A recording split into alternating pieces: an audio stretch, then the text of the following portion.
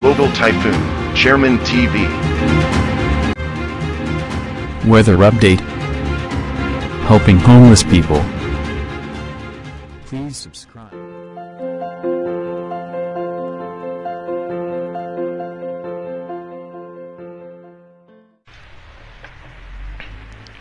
Magandang umaga po. Ito po ang latest update natin ngayong araw, July 14, 2024. Patuloy nga pong umiiral sa ating bansa yung southwest monsoon. Apektado nga po niyan yung Mindanao, Western Visayas, Central Visayas, kasama na po dyan ang Palawan, Occidental Mindoro, Metro Manila, Mimaropa, Batangas, Cavite, Laguna at Bataan.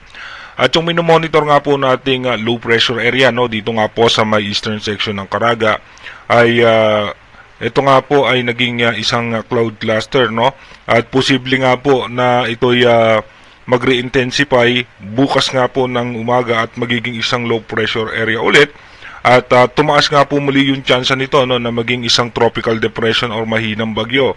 At ayon nga sa latest update ng European Center, ito nga po ay posibleng tumawid sa may Visayas at dediretso nga po yan patungo sa may Bicol region.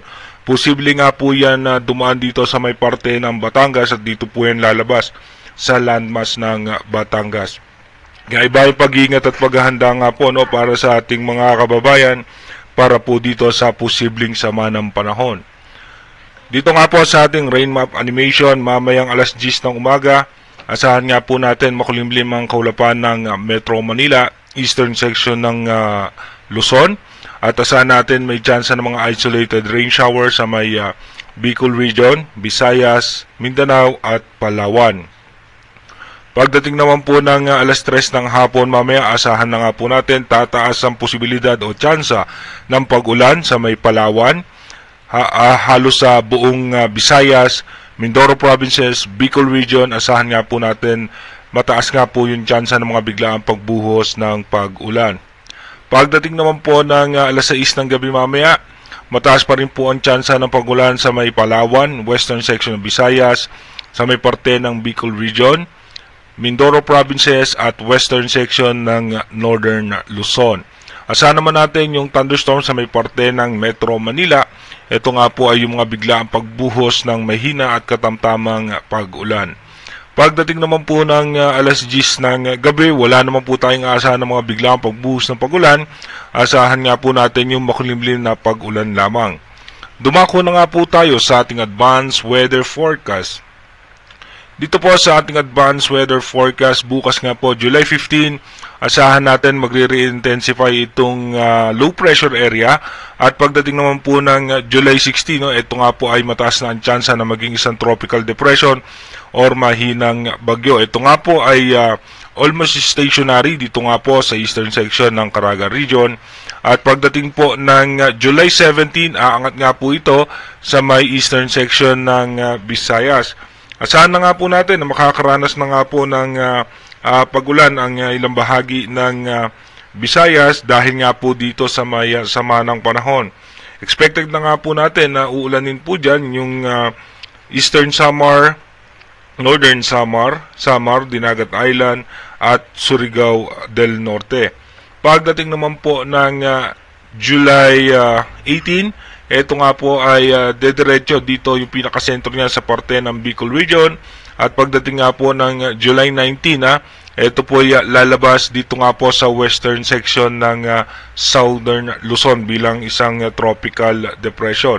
Pagdating naman po ng July 20, ito mas mag-intensify pa po ito kapag andito na nga po sa may South China Sea.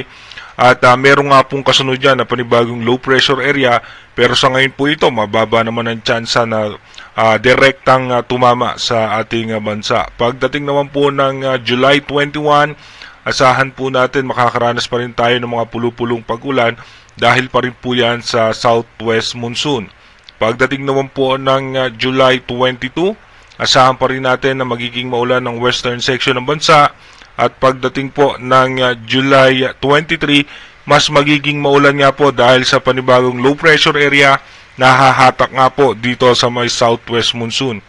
Dito naman po sa may wind map animation ng nilabas ng European Center, Dito makikita nga po natin yung pagpasok po niyan sa may parte ng Eastern Visayas at dediretso nga po yan dito muna sa may Sorsogon.